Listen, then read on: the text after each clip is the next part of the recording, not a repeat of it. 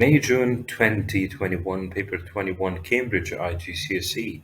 Question 40. The graph shows the reactivity of a radioactive source over a period of time. As shown in the diagram, we have on the y-axis the activity for a radioactive element or source count in seconds, and the x-axis the time in minutes. What is the half-life of the source? The half-life time, it means that the time taken at which the radioactive source or element to be half or to be decayed to half value. So 120 is the total amount or original value of the radioactive source. The half of the 120 is 60. At this moment, you have to draw a dotted line, a horizontal one, till the point it meets with the graph or the line in the graph.